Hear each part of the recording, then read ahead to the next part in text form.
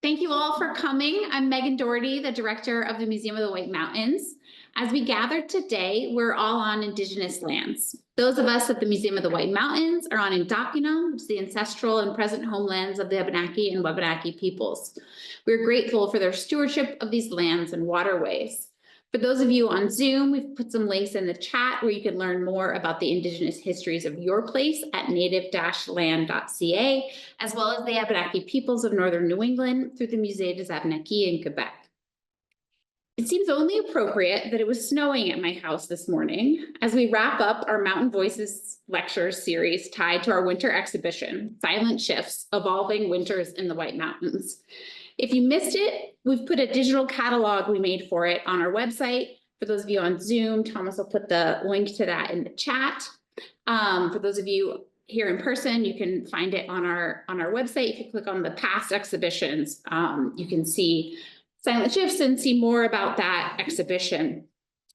And I want to be sure to thank Joe Klementovich, who was a co-curator of that exhibition with me and was really instrumental in putting together our Mountain Voices series this year and helping us think about winter and access and how our climate's changing and how we think about access and how we think about recreation and all these things in our changing climate are all tied up together. And so we're trying to pull on different threads through this series.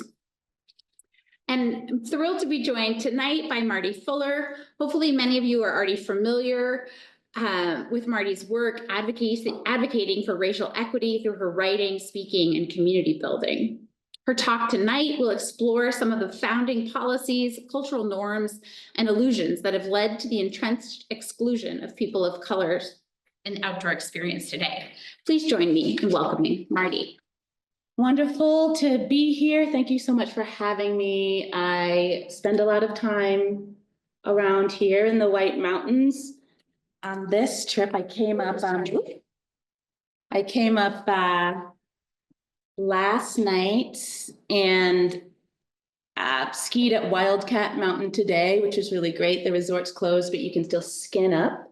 So that was super fun. It's beautiful out. I'm gonna try to ski a little bit tomorrow. I do a lot of hiking here. And yeah, have done so for more than 20 years now, 22 years. You can hit the next.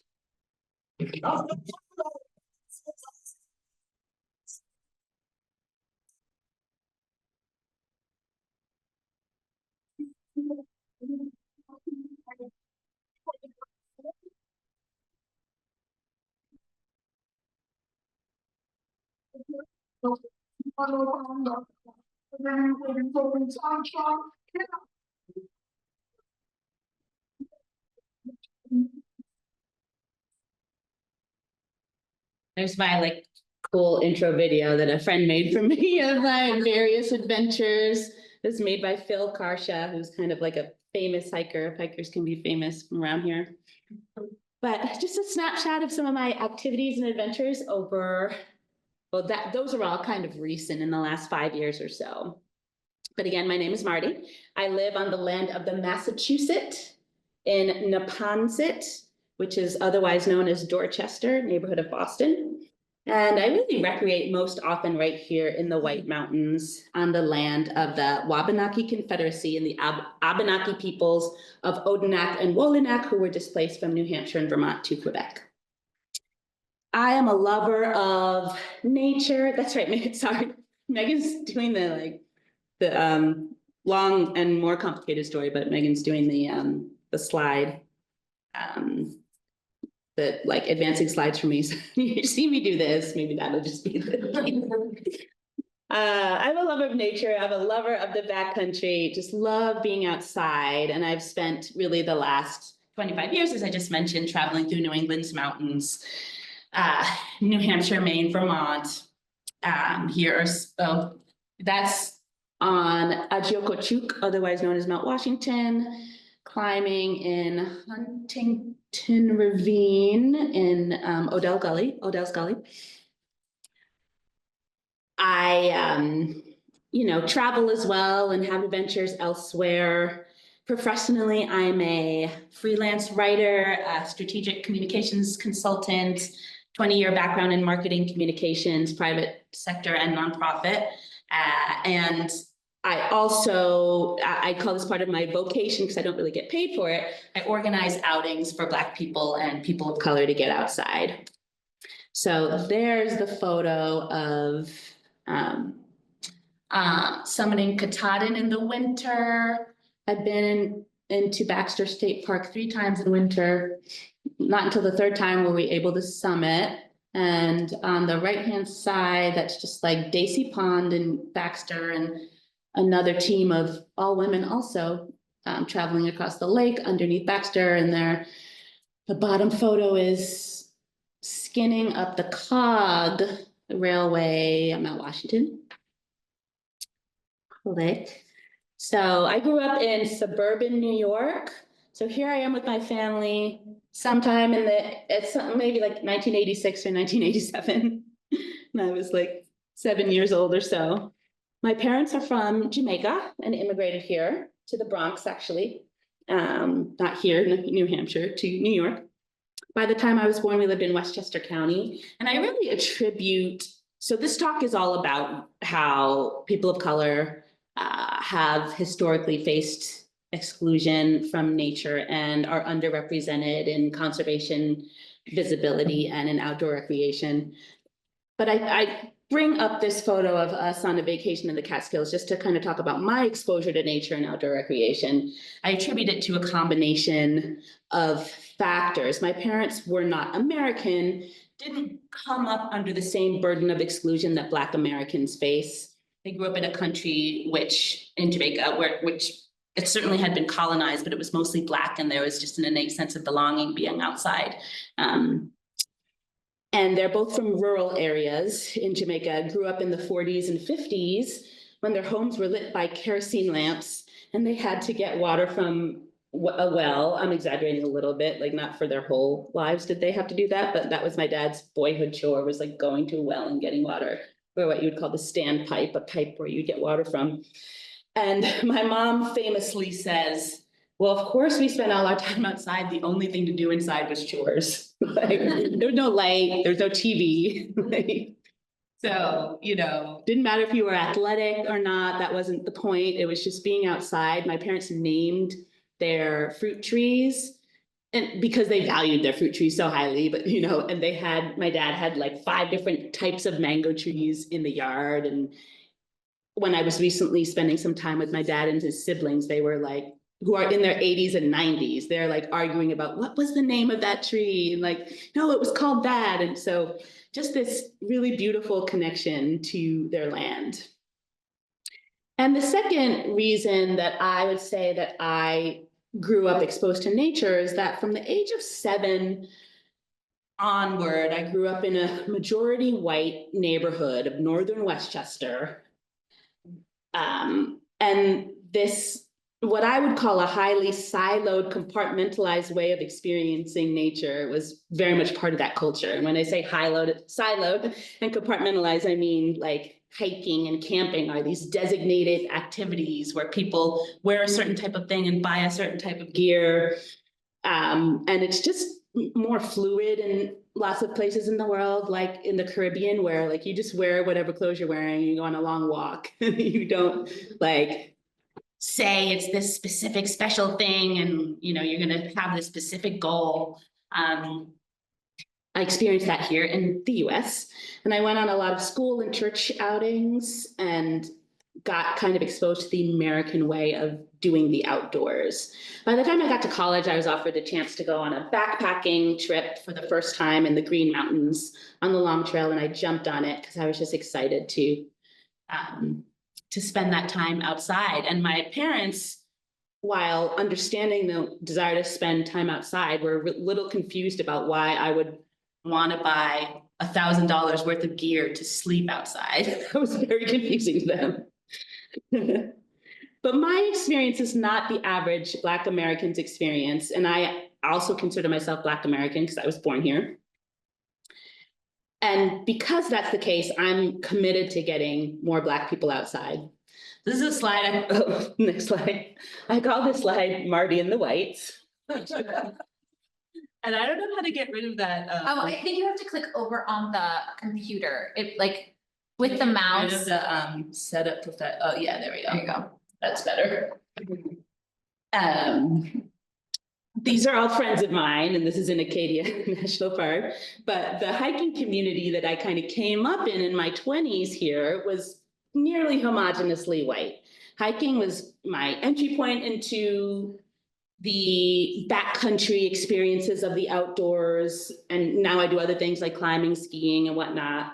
When I first began to hike avidly right here in the White Mountains, it was what I wanted to be doing. I loved it, and I felt very much nurtured by the woods, but it was difficult socially in some ways, and very difficult for me to sort out questions of my own cultural identity. This was back at the turn of this century, the early aughts. I didn't know any Black hikers. I knew frightfully few hikers of color. I didn't have the media to tap into to see Black people recreating that we have today. I didn't hear stories of how Black or Indigenous people have fought for environmental justice and have been very, very important in conservation movements. And because of that, like, disjuncture between what was truly out there in terms of like a true diversity of experiences outside and me experiencing the hiking community as mostly white, I was struggling kind of at a low level, not really acutely, because the white community that I spent time with in the backcountry was a really nice group of people. Some were really, you know, they were like kind, loving, and warm and welcoming. Despite that, I was still a person from a marginalized background, a racialized background, immersed in this white culture, which is dominant by default and can sometimes be unaware of that dominance because it's so socially or societally normative and is consistently reinforced and validated. And my culture was not consistently reinforced and validated. So the lack of representation that I experienced in my hiking time, which was my free time, and compounded with my work experiences during the week, were really manifesting in this kind of loss of identity, a dulling of pride in my background and culture as I was more and more absorbed by the norms of like white mainstream culture.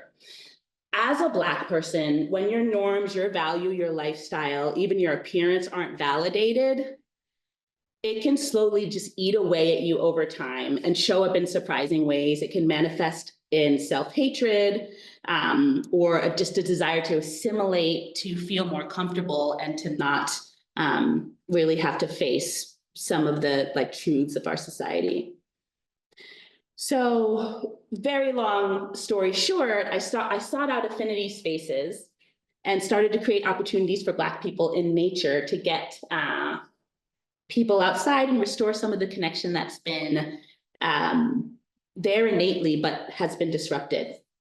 And I really embarked on this quest to more deeply understand racial disparities in outdoor recreation and conservation participation rates. I knew it wasn't as simple as was kind of implicitly and explicitly expressed to me by society.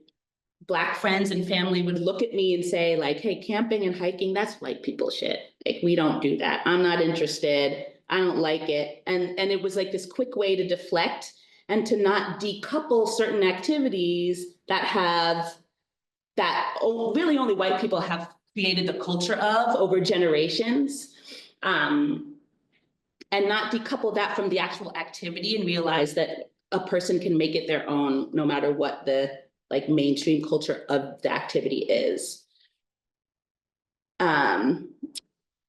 You know, and these friends of mine hadn't necessarily reflected on the idea that perhaps like activities that they maybe would like had been like, in a sense, co-opted and were better known by their culture and more so than for like their innate kind of like whatever would the characteristics of that type of event or activity.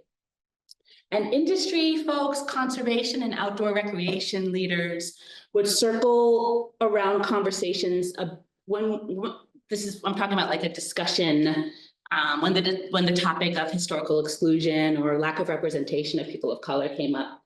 Industry folks would really be circling around the idea of the lack of opportunities that low-income communities might face. And we would be having these conversations that would essentially indirectly problematize communities of color by saying our communities are low income or haven't been exposed to something, and that's why participation rates are low. And I kind of think, you can click through a couple, I think. Okay, you have to click on it again, because now you're like the clicker's in Zoom now. There we go.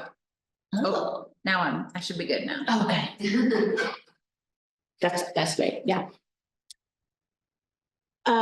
Let's see what I'm saying. Oh yeah, I would think to myself, well, sure, of course it's true that if you are low income, you don't have time to think about leisure very much, and you don't have extra money to spend on skis or whatnot. But there's way more going on than that. Like there's, for example, the travel industry in general. Like there's a very big like Black travel movement where Black people of all income levels are traveling a ton and spending money there. Like it's not just about lack of money, because even the people who have money aren't doing the things that we say they're not doing just because of lack of money. And so I was finding also these conversations would involve a lot of like deficit language and would avoid the elephant in the room, which is that white supremacy, racism have created the conditions that cause the disparities. And racism has really birthed more complex factors that play a role in how all of us think of our relationship with nature. And I would argue that in a country that makes central the idea of freedom, Black people and people of color have never had freedom of movement on the land of this country. We've been owned as property, forcibly removed from their own land, Indigenous folks, exploited or used for labor, used for entertainment. And at best, up to today, we are often over-policed and scrutinized and examined in public spaces, including public lands. Think about Christian Cooper birding in Central Park, Ahmaud Arbery running through his own neighborhood. And so if we want to, in this conservation conversation, we talk about reimagining wilderness or wildness. We really have to broaden our imaginations in many ways that might encompass creativity, embracing new ideas. It also includes deepening our understanding of history, of current social and political dynamics that impact the protection of wild spaces. So questions like, how do people across backgrounds interact with public lands? What are the implications for how we fund agencies, how the public understands their role in protection and stewardship?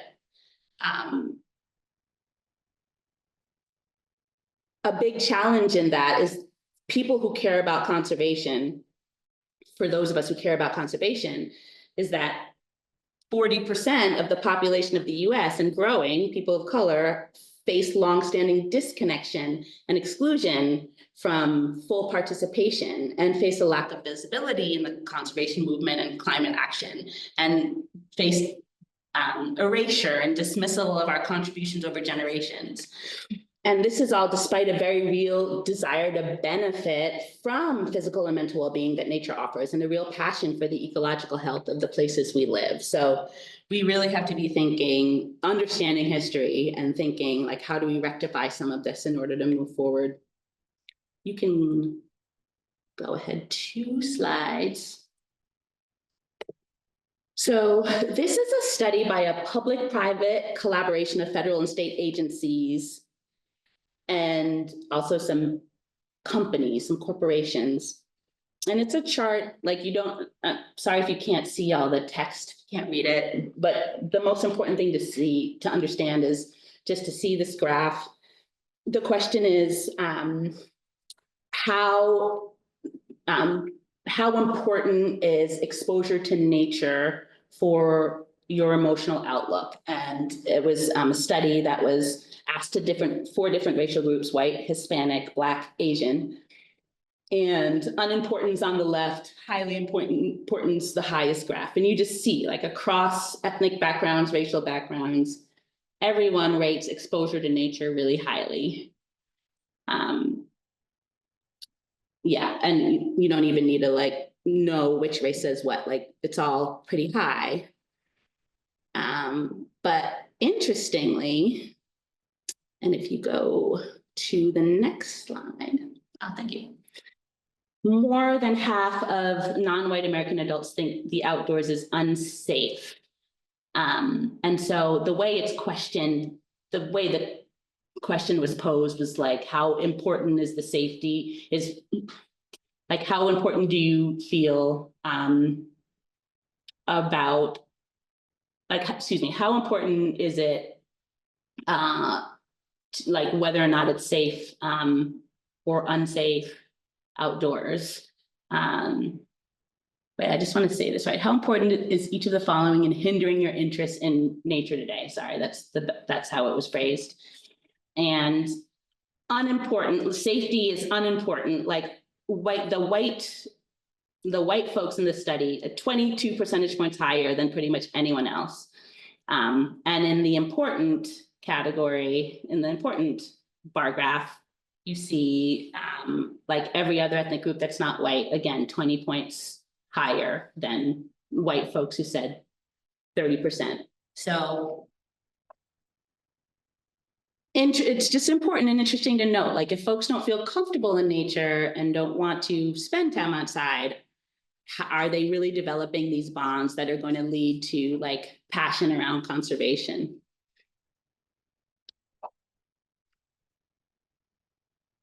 So to tell a story that kind of illustrates the points I'm talking about, this right here is one of my favorite photos I've ever taken on a hike that I've led in the last few years. This was on Mount Wombat. Has anyone ever hiked that mountain? It's in Jefferson. It's one of the 4,000 footers. It has a nice view beyond the summit, not on the summit. And the reason it was like such an important day for me. So this is the view, this is the view that you can get on Wombat that I experienced on another day, not the day I'm talking about. Beautiful view of the presidentials. I really was excited to show this group of new hikers this view, but it was a really cloudy day, and it wasn't cloudy and windy and unsafe. It was just kind of cloudy, but temperatures were okay. It was going to be a fine day for a winter hike, just viewless. It was in January.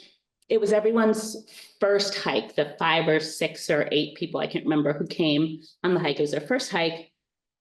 I was bummed that they were not going to get a view.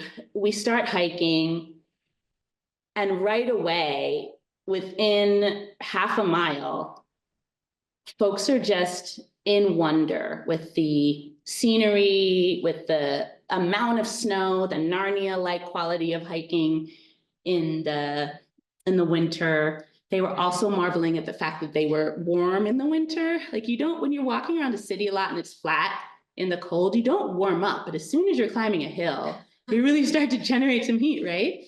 And talk to anyone you know who doesn't like winter hiking. Most of them won't believe you that you'll get warm. And even like downhill skiing, you tend to be often cold because you're on a lift. So even people who have experience spending time outside would be like, really? You can be warm hiking? They were in all of that. This idea that I can be outside in the winter and not be uncomfortable. Now, of course, there's tons of safety considerations to consider in winter hiking. So I'm not saying everyone just like go out and experiment with winter hiking, not at all. But we were like, I was leading that day and knew what I was getting into. 20 years of winter hiking experience. They were marveling at that. And then the coolest thing was just this photo. So if you go back to the first one, the way that the moisture started to form on our hair and form these, we called them frosicles, was just like, so, you know, maybe even hiking with someone with a beard and it happens there, or like curly hair, especially, it really shows. It was just so beautiful and so simple too, and felt so unique to us. Like we could celebrate our Africanness in the winter doing an activity that is not associated with Africans or Black people in our understanding. So if you go to ahead now. So there were just all these like beautiful people with beautiful hair, just like taking their photos. And it was just, it didn't matter that there were no views that day because the experience we had was so special. It was this transformative experience in nature, which is what a lot of people who work in conservation, climate action kind of talk about, like, and we, you know, transformative experiences in nature are so wonderful for us mentally, physically, and our outlook and our understanding of the world. It has lots of different ways that it can impact our lives. It was a lesson for me to not always necessarily look for the grand thing. Like you don't always have to like summit and have a view. Like you can have a transformative experience just because nature is awesome. And then, yeah, so there's our group with all of our frosicles. It was such a delight. We couldn't have had a better time. And it was a reminder of the idea that it's so important to foster connections in nature. They're so meaningful for people. And there are a million different like ways that they might take that energy. So now back to my kind of discussion of historical and racial factors. And I talked about how I went on this quest to really understand why exclusion has come to be. I delved into our nation's founding environmental concepts. This is one book that I really recommend if you are in environmental science or conservation studies. And, you know, perhaps it's on some curricula here. The scholar is Dorceta Taylor, and the book surveys the conservation movement and highlights, and this is a quote from her, the backdrop of racism, sexism, class conflicts, and nativism that shape the nation in profound ways and are critical to our understanding of how discourses about the environment were developed, policies formulated, and institutions organized. Is anyone here studying environmental science or conservation? Or yeah, okay, cool. Very cool. So in the US, dating back to the founding of this country, white supremacy has really tried to define the Black and BIPOC relationship to nature. And I say tried because people of color have always had the audacity to resist that. And racism and white supremacy have really created the conditions that have resulted in low participation rates in outdoor recreation and in conservation in some ways, although we can talk about environmental justice movement, which is really, and practices of Indigenous folks going back centuries. When the founders of the US imagined a way to think about the qualities and purposes of nature from their point of view, the founders who were all white men, right? As they, like their first priority was really to divvy it up for private ownership, extraction, and settlement. And secondly, they thought about how to protect it. And they thought about who gets to recreate freely in it. And the founding fathers only really had white people in mind in that era. Black people, Indigenous people, other people of color were excluded from the whole American understanding of who gets to have agency in nature. And the way that we today think about and interpret everything around us, it's based in whatever ideologies we hold, of course. Ideas are deeply embedded, they're reinforced in our culture, in our minds, they're a backdrop, they're a steady state, and ideas really operate without our consent. We're not conscious necessarily of the ideas that are driving us. So we're conscious of some, but not others. And the ideas really inform our thoughts and behaviors in ways we sometimes don't recognize. And they can expand or limit our imaginations. So scholars like Dorceta Taylor and many others have really codified this idea called white environmental ideology. You know, we can't forget to analyze the fact that American ideas of nature, the resulting concepts of preservation and conservation, were shaped alongside the US nation building project, which was predicated on removing indigenous nations and killing, enslaving indigenous people, the chattel enslavement of Black people, and the creation of a new identity for this land. And just like Black, Indigenous, Asian, Latine, Middle Eastern, multiracial, biracial people were not included in the narrative of who constitutes the citizenry, we were not included when the same founders created narratives around natural spaces and who they were for. So the construct of nature that we're operating in is still based in a colonial imagination. There are a couple punctuating ideas from US history that really illustrate this that I just want to share with you. So this is an image of, sorry, the next one. No, I thought you went ahead, but you did not.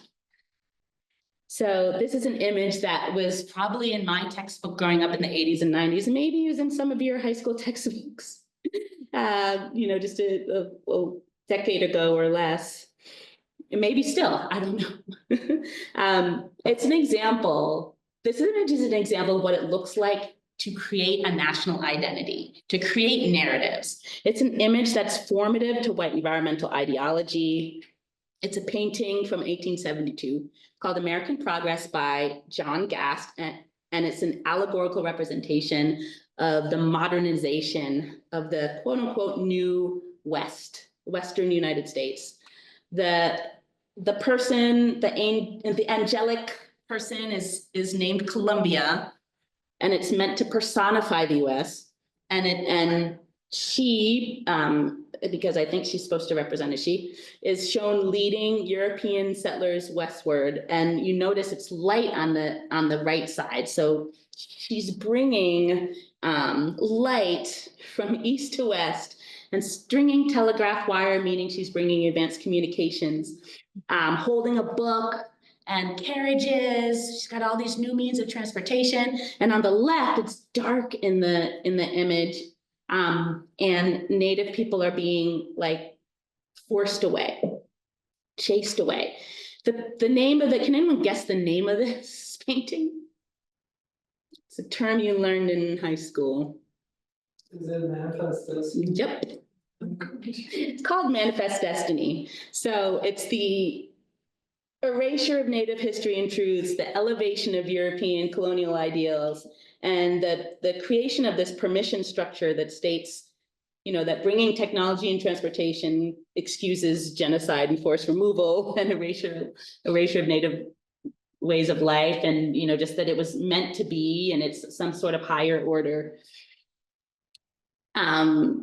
So I bring this up because language used in this time to describe nature in the West was language that was used in all sorts of media and supports this ideology of manifest destiny. So words like wild, untamed, empty, untouched, pristine, these are all words used to describe the West, that it was empty, but it was actually, you know, there were plenty of people there, but emptiness was a quality that the founders desired.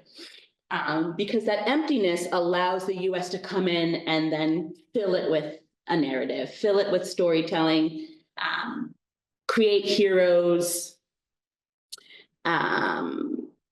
You know, when this language, empty, wild, wide open spaces, we know that Native people were active and had populated the entire West, had built roads and systems of agriculture, created infrastructure, some of which, created infrastructure that was operational when the colonists arrived. So many of our roads and trails today that we use follow ancient roots, even though we've attempted to erase their origins. I hiked in Alaska, the Chilkoot Trail from Dyea, Alaska, near Skagway, to BC, British Columbia. And it was an ancient trade route that was used by the Tlingit people and the Tagish Carcross and other nations, First Nations of Canada, was rebranded as the Klondike Gold Rush route. And that trail was taken over and used, for prospectors to dig for gold in Canada. And the trail I was on is now called the Klondike Gold Rush National Historic Park, but it was originally the Chilkoot Trail. Another scholar who has really codified white environmental ideology is Carolyn Finney, and I just want to read a quote from her. Next slide. Prominent views of nature, while not unified, draw from the experiences of those in a position to influence and establish legitimacy for their ideas institutionally and culturally. Furthermore, these narratives, which contribute to the American environmental imaginary, are grounded in the values, beliefs, and attitudes of the individuals who construct them. These attitudes and beliefs manifest in our livelihoods and in our interactions with each other. The narrative of the great outdoors in the United States is explicitly formed by a rhetoric, next one, of wilderness conquest, romanticism, transcendentalism, and the belief that humans can either control or destroy nature with technology. Implicitly, it is informed by a legacy of Eurocentrism and the linkage of wilderness to whiteness, wherein both become naturalized and universalized. So the next formative idea that I want to talk about is the idea of the Homestead Act of 1862. So while Gifford Pinchot and John Muir, so Gifford Pinchot is known as like the father of preservation, and John Muir is known as the father of conservation. So on behalf of the federal government, they're developing and operationalizing their plans for conservation, preservation, their strategies. The same federal government was putting laws in place to limit movement across the land for Black people, Chinese people who were here working, and for Native people. The Homestead Act allowed for US citizens to claim around 160 acres of native land out west. And what group of people were US citizens in 1862? White men, only white men, no women, just men. So for the purpose of the argument I'm making here, I'm not that interested in how many people actually went out and claimed that land, because I've heard different numbers, like low and high numbers of how many actually claimed it. I'm just talking about the power of this idea that white men could just go and take it, just go take the land, while Black people were still enslaved and, wouldn't actually get true lawful citizenship with full rights until 100 years later. And this is not the first time. In 1618, people call this the original affirmative action. That the head right system was the ability of Englishmen or their designated, probably like indentured servants and like their proxies as investors, were able to come and claim 50 to 100 acres of land in the US. So this idea that one group of people can just go claim land while others are subject to the power of that group of people is illustrative. And at the same time that white men either benefited from claiming this land or this idea that they had the power and agency to go claim that land, this is in the same decade that enslaved people gained freedom, and the government there was an act to give formerly enslaved people 40 acres and a mule each, or like each family. That idea was rescinded by Southern slaveholders after the Civil War, and we enter into the Reconstruction era where, Black people, many were forced into a system very similar to slavery, post-slavery, essentially indentured servitude and sharecropping. So at the same time that you have one group of people able to, at least theoretically, have the power to claim land, and one group of people not even getting recompense from the many, many years that they didn't get paid for their labor. That's really stark. And I would say that that is like the beginning of the disconnection, like for Black Americans from the land, of like not feeling over the course of generations this freedom and belonging and sense of agency and power to roam and to, you know, enjoy the land. All right, I'm going to skip ahead a little bit. So we definitely will have time for questions. But go back one. Back one. Yeah. So the final early American concept I want to share with you is the pseudoscience, the very racist pseudoscience of eugenics played a big role in how the nation understood Black people's relationship to nature. So Europeans and white Americans were using eugenics in the late 19th century and early 20th century to attempt to establish a hierarchy of nature in which white people were fully human and somehow above and separate from nature, which allowed them to say that they could dominate it and tame it and extract its resources.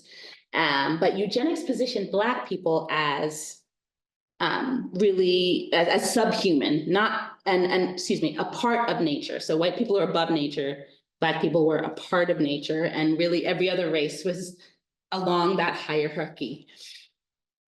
Gifford Pinchot was on the board of the American Eugenics Society. Just as a note, this is an image of a man. Does anyone know who this is? His name's Ota Benga, and he was lured away from the Congo, kind of lied to about opportunities or whatnot. And he was caged in the Bronx Zoo in the 1920s. And the label on the cage said, "Missing link between apes and white men," essentially. And so this was, of course, shockingly horrific and really served as a culturally significant visual in spreading the idea of eugenics. Now, good people everywhere of every race, like, we revolted about this, and you know, he ended up being freed, but he was traumatized and spent his whole life in trauma. And he may have actually even, and I know he died quite young, and you know, obviously impacted him in a horrific way. This idea of a Black person being subhuman and this image of Ota Benga in the prison left a mark on all society, particularly on Black people, about their relationship to nature, how the rest of the country saw them, and whether or not the Black folks in that time spoke to their children or grandchildren about these ideas that still would impact how they saw themselves in relationship to nature and their comfort level in nature and how they interacted with it. Whatever fears, hesitations that they had might trickle down into the choices they made as to whether or not to take their kids or grandkids into the woods. So a story that's kind of a little bit related to this idea that I personally experienced, and how this idea has impacted me. It wasn't in a awful way, but in a subtle way. Was a time that I was camping actually in Lincoln Woods near here with some friends. It was 10 years ago or maybe longer. And I was coming in to meet the group late in the night. The group was already there. I had established beforehand that I was, and this was a group of all white friends. I had established beforehand that I was going to share a tent with this one friend. She knew I was coming, and she knew about what time I was coming, but she went to bed early. And I got to camp and started to let myself into the tent quietly, but I woke her up and she opened her eyes and looked at me and screamed. And I was like, "I'm so sorry." And then she just started laughing, like laughing loudly. She's a very exuberant person, and people started to gather around. She goes like, "I thought you were a bear." I was like, okay. And I kind of at first was like, ha ha. And then I was like, wait, why do I not feel good about this? It was an honest mistake. Why does this make me feel really uncomfortable? I was like, oh, maybe it's because it's been a very ancient, not ancient, but a trope that goes back to the early 20th century to equate Black people with animals, apes, gorillas, other dark animals. I do not falter at all for accidentally thinking I was a bear. I actually don't. But if she had gained any racial literacy in her schooling, which our country refuses to do, had refused to do, and is even refusing more fervently now, she would have known that this is a sensitive, that this is a problematic comparison to make. And she probably would have avoided saying so.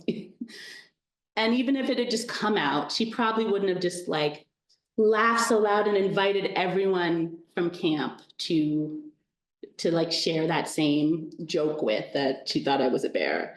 And it was the type of thing that's the type of thing that would happen to me all the time. Like, it wasn't like so awful that like it was this massive problem and I had to, not talk to people again or get angry and yell at them, but just all these little ways that they just didn't understand my experience, my background. And, it was either exhausting to try to give them all that history, like for me to be like, well, let me tell you about eugenics from the early 1920s. Like, that's not what I want to be doing on the weekend, right? Like, this is supposed to be my free time. So that was kind of one of the main reasons that I personally was like, I need to diversify the group of people I spend my time outside with, because especially when you're involved in backcountry pursuits, you're spending a lot of time with people, and you're also entering into this contract and bond where you are keeping each other's safety in mind, and you are needing to be aligned in the goals of your outing. Like, are we going to turn around at a certain time, or to what extent do we really want to push for the summit, or what do we do if such and such a situation happens? And you really want to feel physically and emotionally comfortable with partners that you choose to have that type of experience with.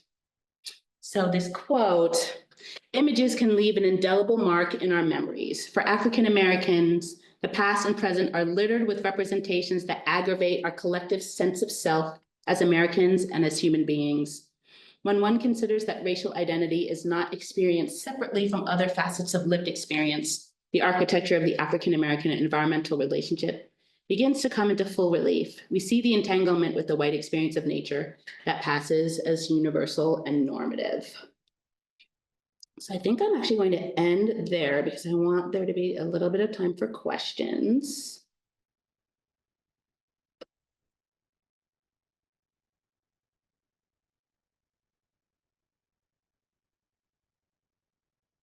But I did want to share, can I have the clicker? I'm just gonna click a lot forward. The things I didn't have time for. I have a 11-minute documentary, which I actually got to share here at the White Mountain Museum 4 years ago. It's 22, yeah, 3 years. 3 years ago, which was really lovely. It's a very brief, 11 minutes, you can watch it. It delves into these topics, and it was directed by my friend Paula Champagne. And then there's another feature that I have in a show. Is it a show? Is it an episode? It's kind of just like a short documentary film. It's 30 minutes long. It's by the organization called Protect Our Winters, and it's called Purple Mountains, Live Free or Die. It's focused on New Hampshire. So I got to go skiing with Jeremy Jones, the snowboarder, and talk about some of the stuff I'm talking with you about, but it's really, he goes to different areas of the mountains and the Lake District, talking to folks about changes in climate and the impact that it's having on industry and economics in New Hampshire. So you all might enjoy watching that. And I'm like, could you click? I had to like, you can follow me on Instagram if you're interested, Where Locks Fly Free. And the documentary is at, if you just type in Mardi and the Whites, it'll come up. It's the easiest way to tell you how to find it. Awesome, thank you. Love to hear any questions. So Marty, once you realized you needed to diversify your outdoor activity group and what you're going to do these things with, how did you first go about that, and what was that process like? Yeah, so at first it was dragging my friends out with me. And I think I'd always been doing that. And while I loved being able to bring friends out, none of them were like, yeah, I want to be doing this all the time. Aside from maybe one friend, our mutual friend, Ebony. But so I heard of a group called Outdoor Afro, which is a national organization that focuses on building and reconnecting Black people with nature, and also leadership in nature and some policy work that they do. So I started going to events that this group was leading, and then I started leading events for the group. And I have gotten involved with lots of different initiatives, many of which are in New Hampshire over the last 5 years. I collaborate with Latino Outdoors to do an intro to ski series. I lead the inclusion efforts at the the Mount Washington Valley Ice Climbing Festival. I've done the same work for the Backcountry Ski Fest and some other one-off partnerships as well. So it started out informal structures and networks, and kind of became more formal, but also just made new friends in that process of being involved with some organized groups. Thanks. Other questions in person or on Zoom? Yeah, Laura. You put up a couple of those graphs that we're looking at, like surveying. The first one saying like everyone wants to be outdoors and finds it, and clearly there's a racial disparity in safety concerns of being outdoors. Yeah. And I don't know if in that study, or if you can just speak from your personal experience, where do you think, like, what are the safety concerns? Is it safety in terms of like feeling comfortable dealing with what nature presents, or is it safety around your fellow human beings, or being entirely white? Yeah. You know, like or is it all of the above? I think it's all of the above. I mean, I know it's all of the above. And the scholar that I mentioned, Carolyn Finney, has a great book, Black Faces, White Spaces, that those quotes come from. And she really delves like into all of this. But it's a combination of, when you think about the time of slavery and then Reconstruction, where Black people were just terrorized. And, you know, if you were, lynchings happened in the woods, if anything happened between you and a white person, like your word would never be trusted. You know, there were just, safety was only essentially in numbers and with other people. And then you also have the process of the ghettoization of our cities in the 20th century, where Black people and Latino people and Chinese people were pushed into urban areas, were not through, you know, redlining and the lack of ability to you know, get a mortgage or to move into towns or cities that were majority white, or I should say area, like neighborhoods of cities.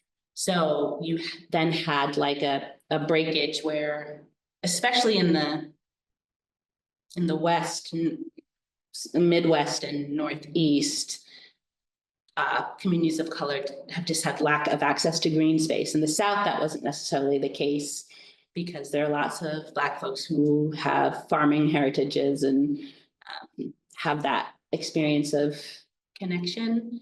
But it's a combination of factors: stand your ground laws and no trespassing threats, and just general oppression and persecution over centuries, I think has led people to really pass down to their kids, like, oh, this is where you're safe, this is where you're not, this is where we're comfortable, this is where we're not.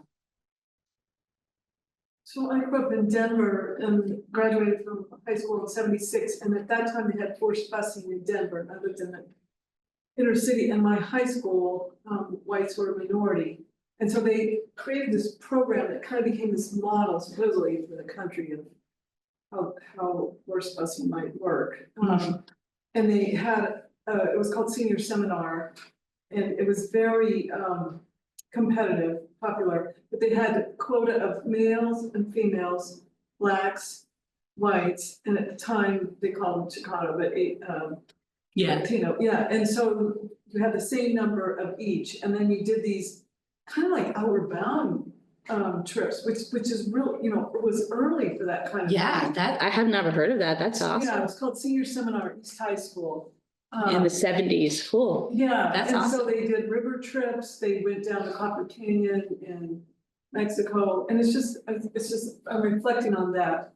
Because I didn't really appreciate all the levels of it at the Yeah. time, you know, when I was there. But because the school was very segregated because there was college track, and so you wouldn't necessarily interact with a lot of diversity, even though the school is really diverse, but this program, you know, you were living on these buses, traveling, it's kind of amazing.